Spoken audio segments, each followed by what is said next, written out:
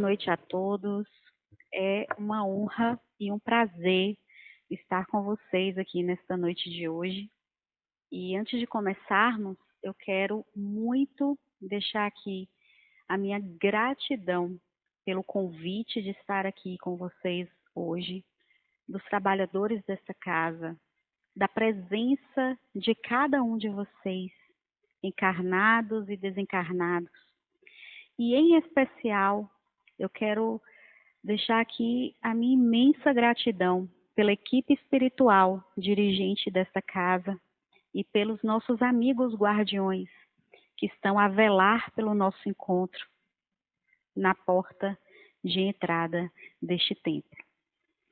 Então, é uma honra estar aqui com vocês.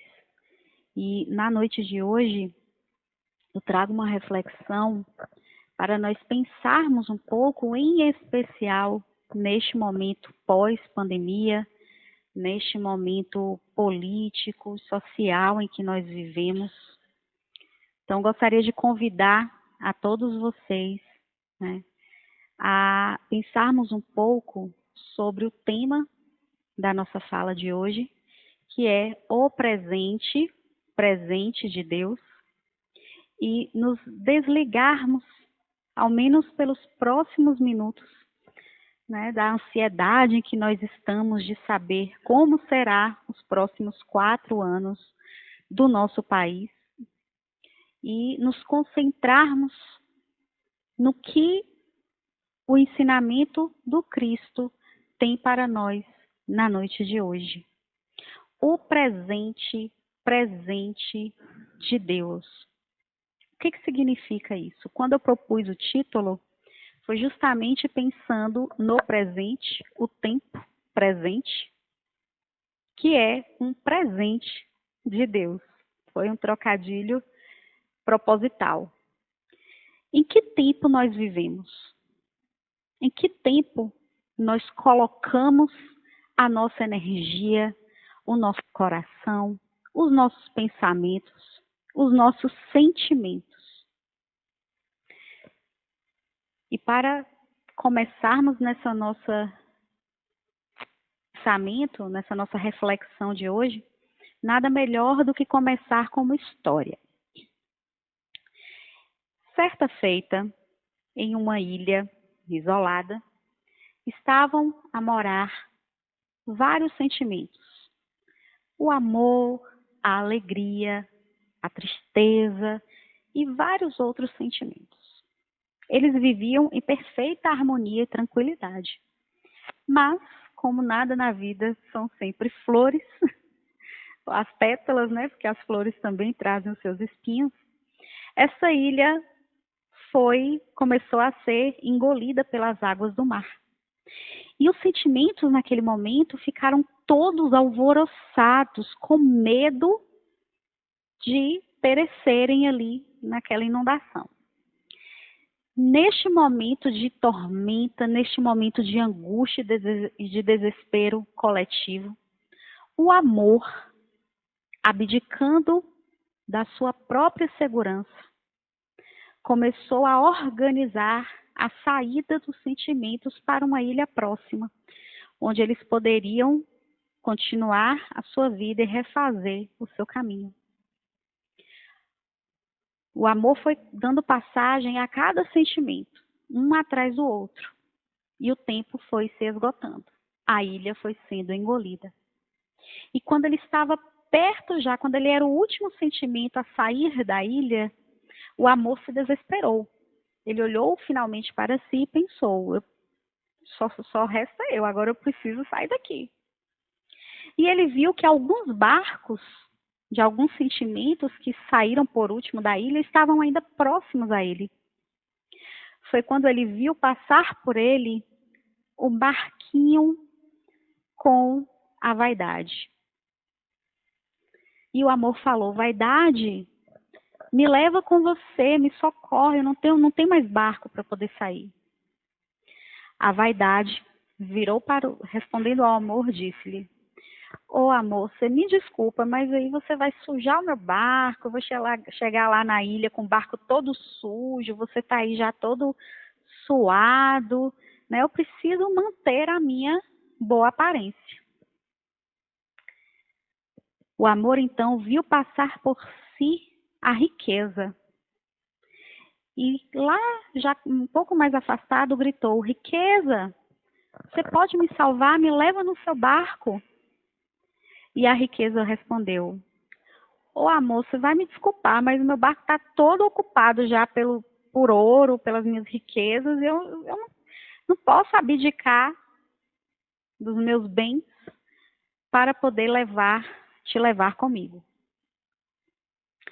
O amor viu passar por si, logo após a riqueza, a tristeza.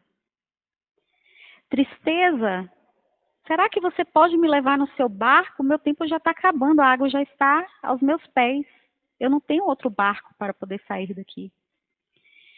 E a tristeza, respondendo ao amor, disse-lhe: oh, amor, eu estou tão triste com tudo isso que está acontecendo. Você me desculpa aí, mas eu prefiro ficar sozinho. Eu não quero companhia. Eu quero, nesse trajeto, curtir a minha tristeza. E assim o barco da tristeza foi. Por último, o amor viu o barquinho com a alegria. E ele pensou: nossa, a alegria, não é possível que a alegria não vai conseguir me levar no barco dela. Alegria! Ele gritando. Alegria! No terceiro grito, a alegria virou para trás e o amor pediu: alegria, será que você pode me levar no seu barco? Nós somos tão amigas. A gente sempre andou tão junto aqui, né? Best friends forever. Me leva no seu barco. E a alegria olhou, achou que ele estava só acenando, compartilhando da sua alegria e seguiu seu barco. Não deu muita atenção para o amor. Quando o amor já estava quase se afogando, sem esperanças mais nenhuma de sobreviver, ele viu que um barquinho, um senhor muito idoso, vinha se aproximando dele e deu-lhe a mão. Vem, amor, sobe aqui comigo que eu te levo. O amor já estava começando a se afogar e ele ficou tão agradecido de ter, no último minuto, subido em um barco, que ele nem se lembrou de perguntar quem era aquele bondoso velhinho que havia lhe estendido a mão. Ao chegar na outra ilha, o amor desceu e quando olhou para o lado, não encontrou mais o velhinho. Caminhando pela ilha, pela nova ilha, o amor encontra a sabedoria. E com muita curiosidade e com vontade de agradecer àquele bondoso senhor, o amor quis saber quem era e nada melhor para respondê-lo do que a sabedoria. Então o amor disse à sabedoria: sabedoria, quem foi aquele senhor que chegou no último minuto e conseguiu me salvar e me trazer para a nova ilha? A sabedoria disse-lhe: aquele senhor, amor, é o tempo. O amor e o tempo, eles sempre andam juntos na nossa existência. Mesmo que às vezes não escutemos um ou o outro. Quando o amor caminha junto com o tempo, tudo muda de figura. É o tempo quem nos mostra qual é o amor verdadeiro. Quantas vezes na nossa adolescência nós nos apaixonamos perdidamente? Quantas vezes nós nos iludimos com um outro sentimento e achamos que aquilo era o amor, mas somente o tempo nos mostrou que não era bem assim. É o tempo quem nos confere sabedoria. É o tempo que nos mostra, por meio das nossas experiências, o que aprendemos e o que ainda precisamos aprender. É o tempo que salpica os nossos cabelos de fios brancos como a neve e nos mostra, nos ensina, nos obriga a termos paciência. Paciência por aprendizado ou, por vezes, paciência pela dor. Quando nos encontramos, de alguma forma, limitados fisicamente, mentalmente. Esta limitação nos obriga a desenvolvermos a paciência e o amor. O amor e o tempo, quando caminham juntas, são o que rege a nossa caminhada e o que transforma caminhos inicialmente espinhosos,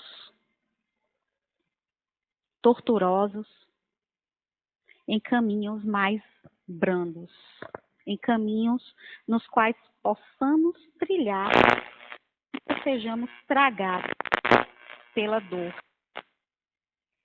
E eu trouxe um recorte de um trecho da Bíblia que fala sobre o tempo, que é um dos meus preferidos e que tem muita relação com o nosso tema de hoje. Hoje vamos falar sobre o tempo. Em qual tempo nós vivemos? E neste texto, em Eclesiastes 3, de 1 a 23, é só um recorte. Sim. Tudo tem o seu tempo determinado e há tempo para todo o propósito debaixo do céu. Há tempo de nascer e tempo de morrer. Tempo de plantar e tempo de arrancar o que se plantou. Tempo de matar e tempo de curar. Tempo de derrubar e tempo de edificar.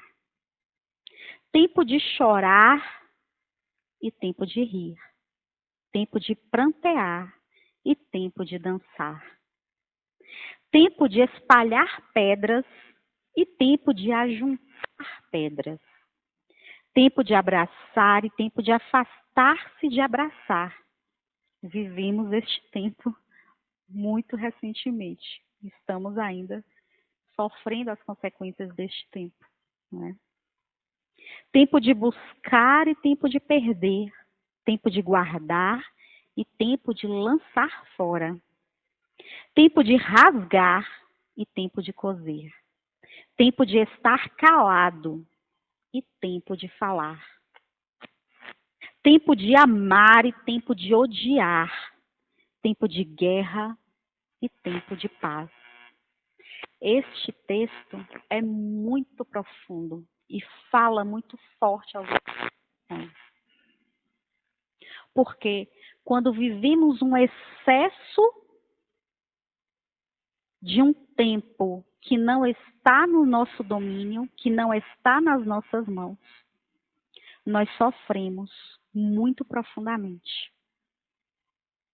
Inclusive com reflexos na nossa matéria. E aí, quais são os tempos dos quais vamos falar hoje? Passado, presente e futuro. Eu, como boa professora de língua portuguesa, vou relembrar com vocês aqui, todo mundo aqui fez o ensino básico, né? Ensino fundamental, ensino médio. Então, quem não lembrar agora do que eu estou falando, eu vou recolher os certificados de vocês. Porque isso é aula do ensino básico. Vamos lá. Tempo passado. A gente tem passado é alguma coisa que já aconteceu. Mas a nossa língua, ela é tão fantástica, ela é tão rica, que inclusive nós temos um tempo para falar do futuro de um passado que não aconteceu. Olha que loucura. Vamos lá. A nossa língua portuguesa tem um tempo específico para falar de um futuro, do futuro de um passado que não aconteceu.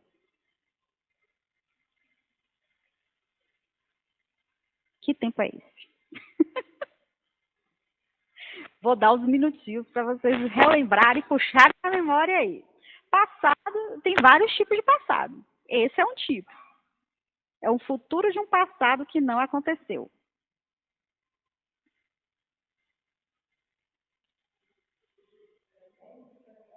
Futuro do pretérito, né?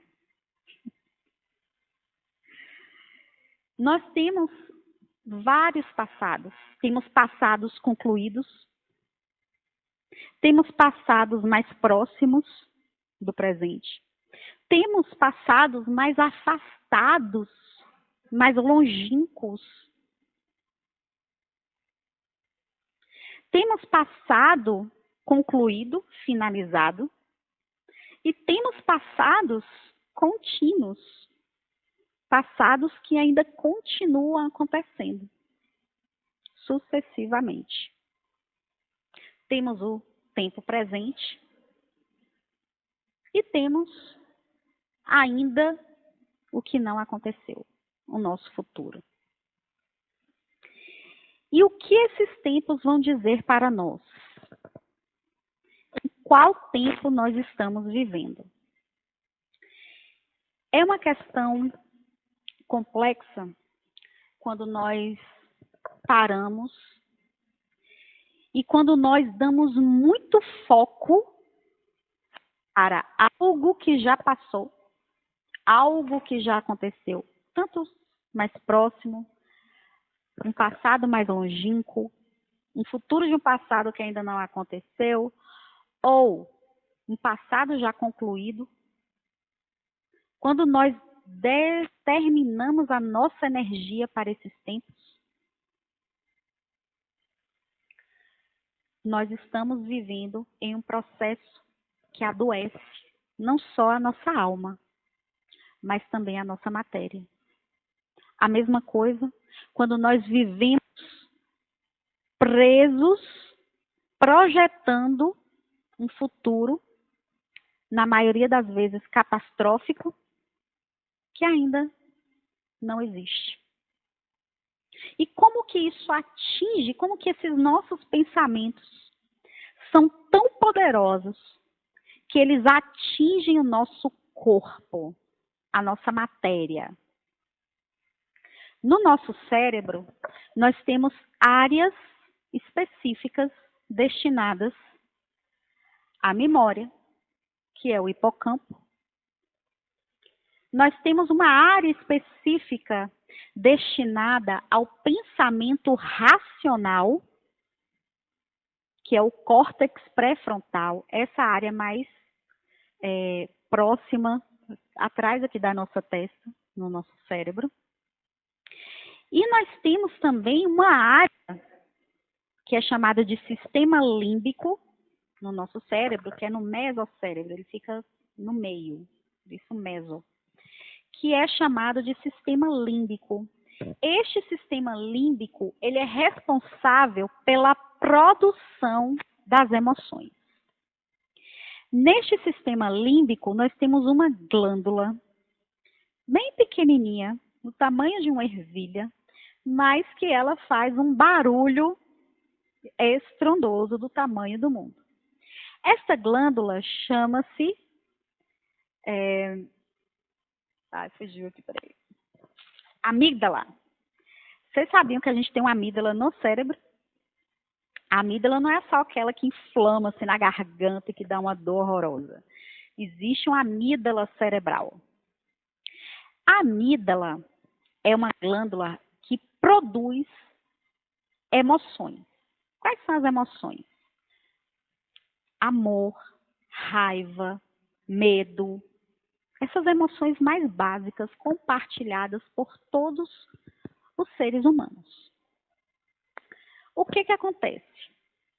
Quando nós somos governados pela amígdala, nós temos respostas, reações automáticas às situações externas à nossa vida. Então, naquele dia que você saiu de casa, você teve uma noite maravilhosa de sono, sonhou assim aquele sonho mais lindo do mundo, né? Cada um pensa assim no melhor sonho que já teve. Né? O melhor sonho para mim foi quando eu estava voando lindamente assim pelas nuvens, muito livre. E aí o que acontece? Você acorda mais cedo naquele dia, você toma o seu café da manhã com tranquilidade, se veste, entra no seu carro e vai ao trabalho. Você está ali ouvindo passarinhos cantando. Bota sua música predileta no carro e sai de casa tranquilamente. Eis que, subitamente, você leva uma fechada de um carro. Eita! E como é que a gente reage a isso? Automaticamente sobe a nossa amígdala, né, de acordo com os estudos em neurociência, ocorre o que eles chamam de sequestro da amígdala. O que é o sequestro da amígdala? É quando as nossas emoções elas dominam todo o nosso cérebro, dominam as nossas ações, as nossas reações e a gente só reage, a gente não pensa. Isso foi muito interessante para nós durante a nossa evolução, quando nós tínhamos a nossa vida constantemente em estado de risco. Então, quando nós morávamos, né, lá nas cavernas, ou tínhamos ainda uma vida muito mais rústica, em que botou o pé, qualquer coisa, vinha lá um bicho e te mordia, você saía, vinha um bicho e te comia, né? A gente vivia nesse estado de constante perigo à nossa vida. E a amígdala salvava, porque, veja bem, vamos supor que nós estamos aqui, de repente vocês estão andando numa estrada. Aí você olha, do lado do seu pé tem uma cobra, o que é que você faz? Se a gente for parar para pensar, o nosso cérebro racional tomar conta neste momento, você vai pensar, olha, é uma cobra, ela pode ser venenosa, se ela me picar eu vou morrer. Enquanto você está pensando, você está aqui parado, você não reagiu. Aí depois que você pensa, que você tira o seu pé e sai de perto. É isso que acontece? Se acontecer isso, o que acontece? Você vai ser picado pela cobra e possivelmente vai morrer, né? Caso ela seja venenosa. Neste momento, o que acontece? A nossa amígdala, ela sequestra, ela desliga o nosso cérebro racional. Você não pensa, você só pula ali, desesperado, sai correndo. Quantos casos nós já vimos nos jornais, né? De mães que saltaram na frente de um carro para salvar um filho, pessoas que pularam muros assim altíssimos correndo de um pitbull correndo atrás de você com aquela baba assim, com aquele sorriso, né, bem esticado, cheio de dentes. O que você faz? Você só corre. Então, neste momento, a amígdala, ela é muito importante na vida da gente. Ela dispara vários hormônios de estresse, entre eles a adrenalina, que faz com que a gente reage e não pense. Você só sai porque você precisa salvar a sua vida. Qual é, então, o problema disso? Hoje, nós não vivemos mais em constante estado de risco à nossa vida. Então, tem pessoas que, apesar disso, parecem viver neste estado constante de sequestro da amígdala. Como assim? Sabe aquela pessoa bem metódica, que todos os dias acorda no mesmo horário, toma café, o mesmo café do mesmo jeito, o talher tem que estar no mesmo lugar, se mudar, a pessoa já dá taquicardia.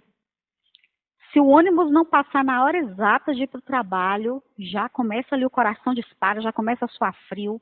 Ou se alguém novo no trabalho propondo uma forma nova, mais prática, mais eficaz de desenvolver determinada atividade, né, que melhore o processo, a pessoa já desespera, já fica louca, não, porque eu sempre fiz assim. Não pode mudar, assim tá bom. Para que mudar? Tá bom. Já fica naquele desespero. Isso é um estado de constante assalto, sequestro da amígdala. E nós temos um problema muito sério em vivermos presos na maior parte do nosso tempo, ou no passado, ou no futuro. E as áreas cerebrais responsáveis por essa prisão em um ou em outro tempo, que não o presente, causa diversas doenças no nosso corpo. Então, quando uma doença se manifesta no nosso corpo, é porque ela já está presente, já está ativa na nossa alma, no nosso espírito, na nossa mente, nos nossos pensamentos. Um excesso de vivência no passado gera depressão. A depressão nada mais é do que um excesso de passado. Na depressão, para vocês terem uma noção, é uma enxurrada dos hormônios serotonina e noradrenalina no nosso cérebro. E os estudos em neurociência vêm mostrando que uma pessoa em estado constante, né, em mergulho constante desses hormônios e que se encontra em um estado depressivo, ela tem o seu hipocampo diminuído, ou seja, a área cerebral responsável pelas memórias. Um exemplo de uma pessoa que vive de passado. Vamos supor que aqui na casa vai acontecer um evento, uma entrega de cestas básicas, de alimentos básicos, né, em especial para crianças. E quando os administradores chegam na casa, na cozinha, para terminar de organizar as cestas, o leite está todo derramado. Não há leite. Ora, o evento é para criança e não há o leite. O que uma pessoa que vive no passado faz? Para tudo, ninguém sai. Quem derramou esse leite? Quem foi que fez isso aqui? O que aconteceu? Aí vem o estado CSI. Você vai querer, já vem assim aquele espírito CSI, detetive, e você vai procurar, né? Você vai procurar quem foi, como foi, de quem é a culpa por aquela situação presente. E quando nós estamos parados e refletindo, buscando algo na nossa memória, qual é a nossa postura física? Quando você tenta lembrar alguma coisa que está um pouco mais afastado, está um pouco mais guardadinho lá naquelas gavetinhas, né? A gente vai lembrar das nossas primeiras, da nossa infância, do nosso primeiro amor, né? O que acontece? Geralmente a gente para. Se tiver um ambiente barulhento, a primeira coisa é você tapar os ouvidos ou pedir para diminuir estímulos externos. E a gente fecha os nossos olhos. Porque quando você fecha o olho, você mergulha para dentro. Neste momento, você está acessando o seu hipocampo. Mas como o hipocampo ele está em constante ataque desses hormônios, né, serotonina e noradrenalina, ele tem o seu tamanho diminuído. Há um prejuízo na memória. E se vocês forem perceber, não sei se alguém já passou por essa situação, ou tem alguém conhecido que já passou ou que passa por essa situação, a memória que essa pessoa vai resgatar, ela provavelmente será muito diferente dos fatos que realmente aconteceram. Ela vai interpretar aquela situação da pior forma possível, do pior ângulo possível, e vai pintar aquela memória com as cores mais mórbidas possíveis. E ela vai se fixar naquela memória. Uma pessoa que vive presa ao futuro, o que acontece? Antes de ter acontecido, e eu digo porque meu marido é desse jeito. Tem muita coisa que eu evito de falar com ele, porque ele me deixa, ele agonia e agonia a gente também, né? Então é melhor evitar. Então ele fala assim, mas não vai dar certo, Já está tudo, mas vai acontecer alguma coisa, você já vai projetando situações nas quais uma determinada ação não vai acontecer, não vai dar certo. Ah, porque vai descer um ET aqui na hora e vai impedir o trânsito e ninguém vai passar e você não vai chegar para fazer essa prova. Ah, porque vai cair energia, vai apagar todo o seu arquivo do trabalho que você fez nos últimos meses, nos últimos anos dedicados ali à sua vida naquele trabalho. Então, nós vamos ver aqui que o passado e o futuro são tempos importantes na constituição do nosso ser, na constituição da pessoa a qual nos tornamos e da pessoa a qual nós queremos chegar. O Livro dos Espíritos vai nos dizer que o verdadeiro espírita é reconhecido não por estar frequentando uma casa espírita, não por doar determinado valor para alguma instituição, mas o verdadeiro espírita, ele é reconhecido pelo seu empenho em melhorar-se a cada dia.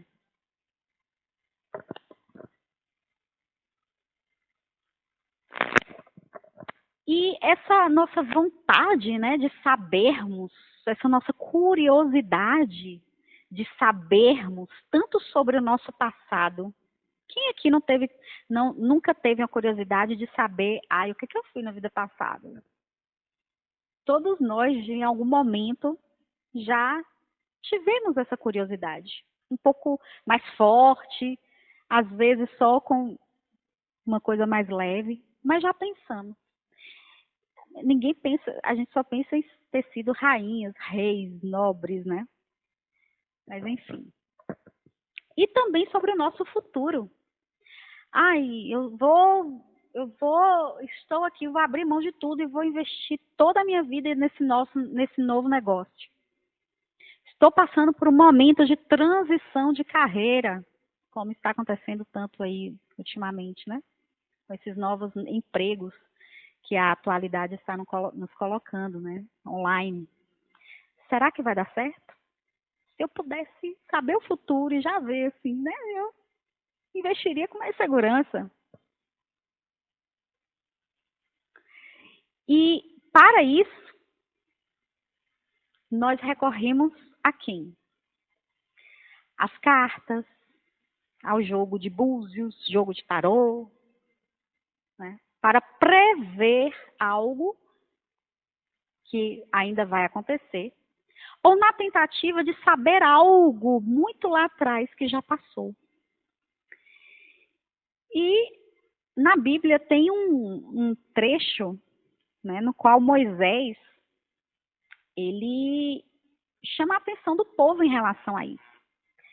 Ora, se Moisés chama a atenção do seu povo em relação a isso, essa curiosidade de sabermos sobre o nosso passado e de termos informações sobre o nosso futuro, não é algo específico da nossa geração. É algo que está na natureza humana desde quando somos humanos. Mas é interessante a gente analisar sobre esse trecho, porque os nossos irmãos evangélicos costumam usar exatamente esse trecho como interpretação um pouco equivocada para questionar sobre a comunicação dos espíritos. E o que este trecho diz? Está em Deuteronômio 18, de 9 a 11, sobre adivinhos e feiticeiros. É um trecho pequenininho, eu vou ler para que a gente possa fazer essa análise. Ele diz assim: quando entrares que o teu Deus te der, não aprenderás a fazer conforme as abominações daquelas nações. Ou seja, ele está falando que outras nações também tinham esse costume de recorrer aos chamados oráculos, né? Aos feiticeiros, aquelas pessoas que previam ou que viam algo do passado. Entre ti não se achará quem faça passar pelo fogo a seu filho ou a sua filha, nem adivinhar, nem prognosticador, nem agoureiro, nem feiticeiro. Está falando de pessoas tanto que desvelam o passado, quanto pessoas que preveem o futuro. Nem encantador, nem quem consulte a um espírito adivinhador, no caso é nós, né? Nem mágico, nem quem consulte os mortos. Qual é a questão aqui deste trecho? Quando alguém proíbe alguma coisa, é porque alguma coisa existe. Se não, ela não seria proibida, correto? Eu não vou proibir algo que não existe, que não é possível. Quando Moisés coloca essa questão, é porque a sua época, e provavelmente não é muito difícil, tem uma dificuldade de aprender, né? A gente é aluno, assim, mas aqueles alunos, sabe? Do fundão, né? Então, ele assim, olha, saiu do controle, as pessoas estavam evocando os espíritos para besteira. Ai, que roupa que eu vou vestir amanhã? Né? Eu vou casar, fulano ali gosta de mim, eu vou ficar rico? São as mesmas perguntas e não muda ao longo dos séculos. Algumas variações, basicamente, são as mesmas preocupações. E quando Moisés faz essa admoestação, ele está reconhecendo que este contato existe, que este contato é possível, porém que deve ser feito com sabedoria. Nós não podemos consultar os espíritos a todo momento e para qualquer coisa. Caso contrário, nós não teríamos qualquer mérito na nossa evolução em cada encarnação. E como fica essa questão do tempo passado, presente e futuro, de acordo com a doutrina espírita? Eu trouxe para falar sobre o passado na visão espírita, trecho O Céu e o Inferno, segunda parte, capítulo 7, página 357. Nele, Kardec, né, pergunta qual é o benefício ou não de sabermos o que já fomos, quem já fomos, o que já fizemos. Sem ler este trecho, a gente já pode imaginar. Será que teríamos o mesmo amor pelo nosso filho se soubéssemos que em uma vida passada ele nos prejudicou? Ele foi um grande inimigo? Será que amaríamos os nossos maridos, as nossas esposas, sabendo que em uma vida passada ele ou ela pode ter feito uma amarração para lhe prender? Prejudicou a sua encarnação de alguma forma? Será que teríamos este mesmo amor?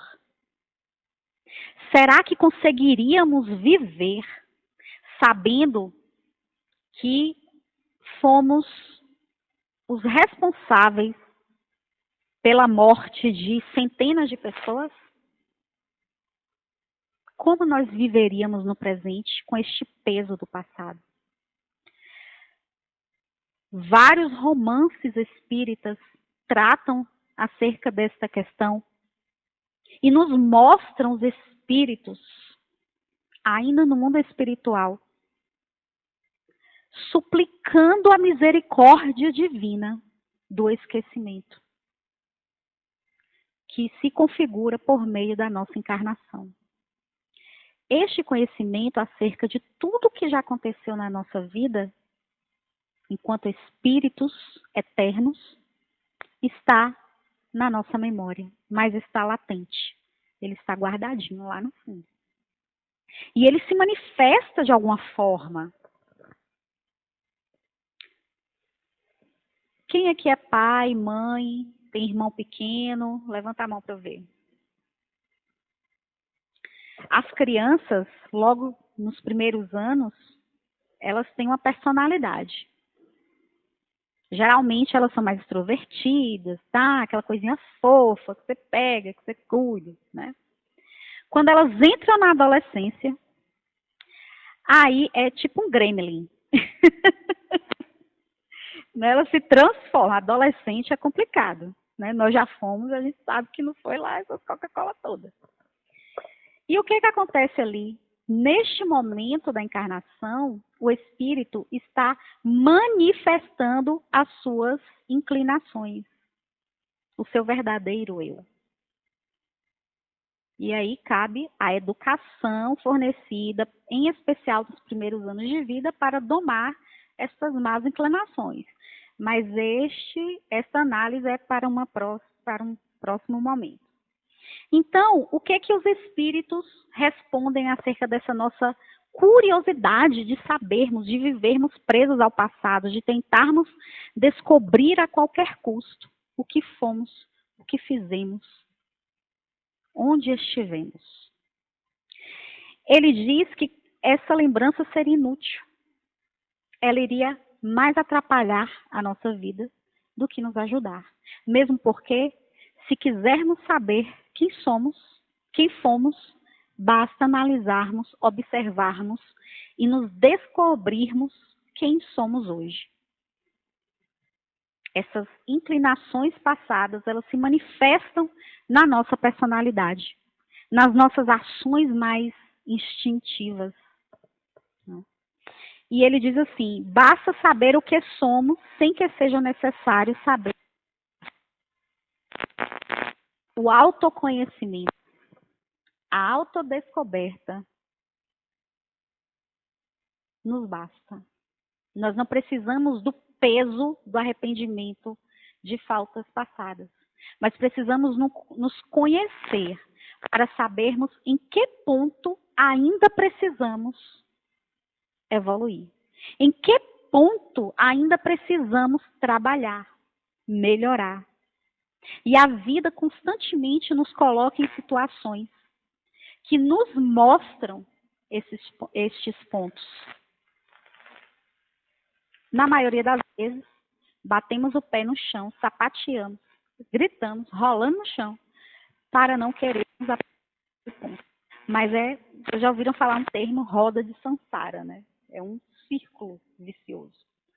No momento em que nós aprendemos,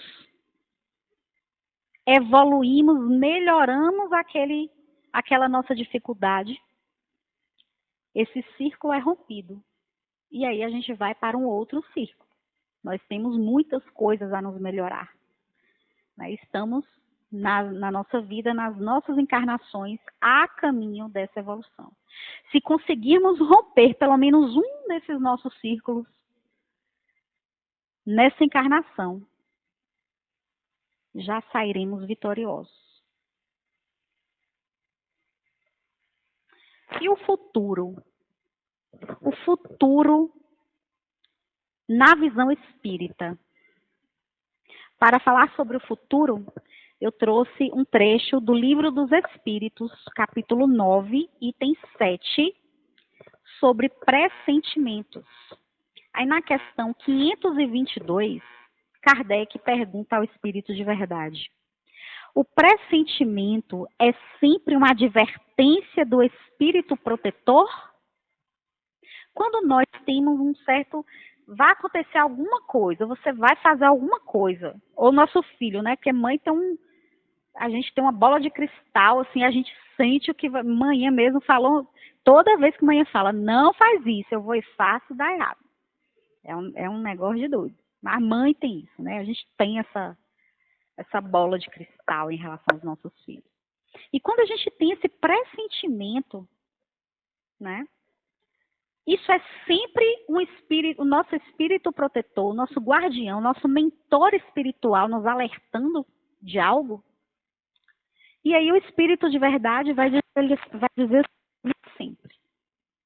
Às vezes, pode ser o seu espírito protetor, seu mentor espiritual, que lhe dá uma advertência, fala assim, olha, vai com calma, cuidado aí, ou não vai por esse caminho.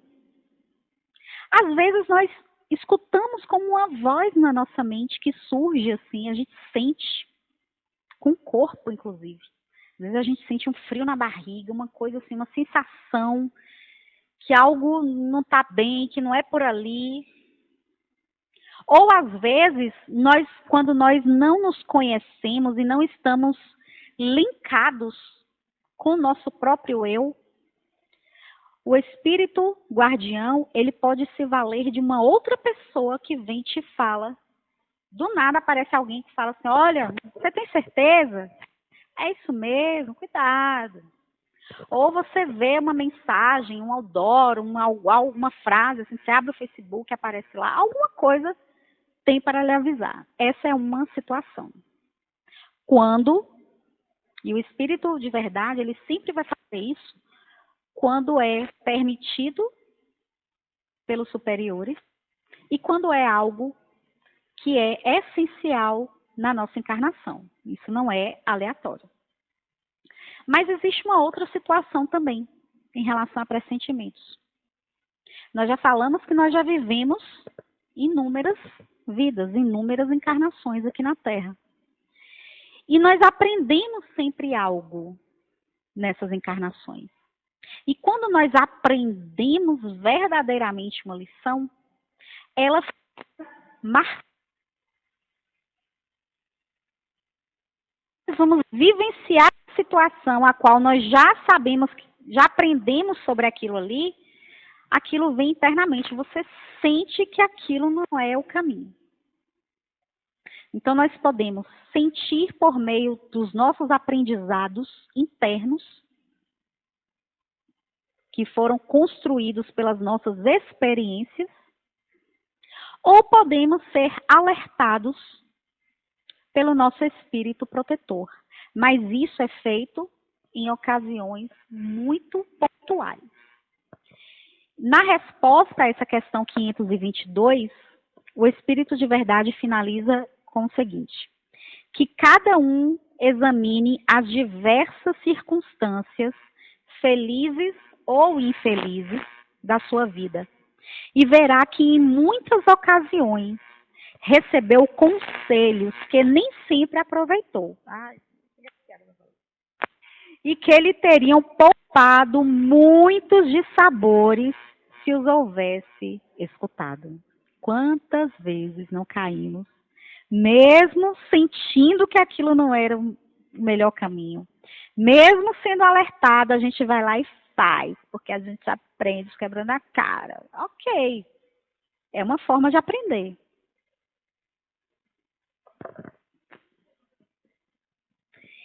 Então, falamos muito sobre os perigos, né? E entregarmos toda a nossa energia para o passado, de entregarmos toda a nossa energia para o futuro. Nessa balança aí, o equilíbrio vai ficar no tempo presente. E o que diz o Espiritismo sobre o tempo presente, que é o agora? Lembra que no início da palestra eu convidei todos vocês para que nos desligássemos desse momento, dessa situação externa e nos concentrássemos aqui? Este é o nosso desafio na nossa vida atual, em especial pós-pandemia. Na pandemia criou-se um sentimento de urgência, porque vimos tantas pessoas, familiares, pessoas próximas, morrerem por conta dessa doença. E a nossa sensação de finitude material tornou-se real. E muito real, como nunca fora antes. Então, o que diz o Espiritismo sobre o tempo presente, o viver o agora? A gente viu que é um problema, vivemos no passado, o excesso do passado causa depressão, o excesso do futuro, ansiedade. Eu nunca havia tido ansiedade na minha vida. E para quem nunca teve, eu sempre achava que as pessoas que tinham essas crises de ansiedade, que era algo que elas poderiam controlar se elas quisessem. Que elas poderiam ter mais força de vontade. Mas no momento, logo no início da pandemia, em que eu tive a minha primeira crise de ansiedade, foi que eu vi, que eu senti esse sequestro da amígdala de forma tão profunda, porque a gente não raciocina, a gente não pensa, você só falta até ar. Então, excesso de futuro, de não saber o que vai acontecer amanhã, não saber se a pessoa que está ali do seu lado vai estar viva ainda com você amanhã. Isso adoeceu uma grande parte da população. E ainda nos acomete hoje em dia. E é algo que precisamos trabalhar, porque precisamos viver no presente, projetando sim um futuro, mas projetando de forma e objetiva, e não uma projeção catastrófica. E aí, sobre o presente, eu trouxe o Evangelho segundo o Espiritismo, capítulo 9, item 7, que fala sobre a paciência. É um trecho também pequeno, e que já chegando para o final da nossa fala, eu gostaria de compartilhar com vocês, porque são justamente as palavras com as quais gostaria que cada um de vocês levassem para a sua semana, refletissem sobre elas. E o texto diz assim: sede pacientes. A paciência é também uma caridade. E deveis praticar a lei da caridade ensinada pelo Cristo enviado por Deus. A caridade, que consiste na esmola dada aos pobres, é a mais fácil das caridades. Mas há uma bem mais penosa e, consequentemente, mais meritória. Perdoar aqueles que Deus colocou sobre o nosso caminho para serem os instrumentos dos nossos sofrimentos e colocar a nossa paciência à prova. Quando a gente fala assim para Deus, Senhor, me dá paciência, Jesus. Ele precisa dar algo que vai... Quanto mais as situações que vão te fazer testar sua paciência, você vai viver. Mais pessoas que vão te irritar, lhe tirar do sério, vai aparecer na sua vida. Porque por meio delas, nós vamos desenvolver a nossa paciência. Então, cuidado, porque pedis e recebereis. E o trecho termina assim: a vida é difícil, eu sei. Ela se compõe de 1000 nadas, que são picadas de alfinetes e acabam por ferir. Mas é preciso considerar os deveres que nos são impostos, as consolações e as compensações que temos por outro lado, e então veremos que as bênçãos são mais numerosas do que as dores. O fardo parece menos pesado quando se olha para o alto do que quando se curva a fronte para o chão.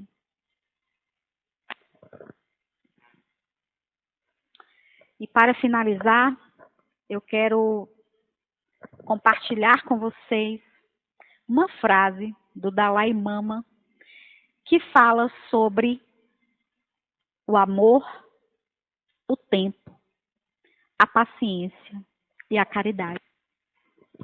E o Dalai Lama diz assim: só existem 2 dias no ano, 2 únicos dias, que nada pode ser feito. Nós não podemos atuar nesses únicos 2 dias na nossa vida. Um se chama o ontem e o outro se chama o amanhã. Portanto, hoje é o dia certo para amar, acreditar, fazer e, principalmente, viver. Vivamos o hoje. Que possamos estar presentes no presente. Que possamos, quando estivermos com os nossos filhos, com a nossa família, estar presente ali para eles. Que no nosso trabalho possamos estar presentes, entregando o nosso melhor. E que na nossa vida vivamos sucessivos presentes, não com o peso do passado e sem a ansiedade do futuro. Porque são esses presentes que vão nos tornar a pessoa que nós encarnamos para ser. Muita paz e que Jesus esteja convosco durante toda essa semana e que possa trazer na nossa mente essas palavras, essa reflexão e que possamos colocar isso em prática. Mesmo que às vezes tropeçando, os tropeços são normais, são compreensíveis, mas que saibamos cair, levantar, sacudir a poeira e continuar na nossa jornada, firmes, sabendo exatamente onde queremos chegar. Muita paz e que Deus esteja convosco. Foi um prazer.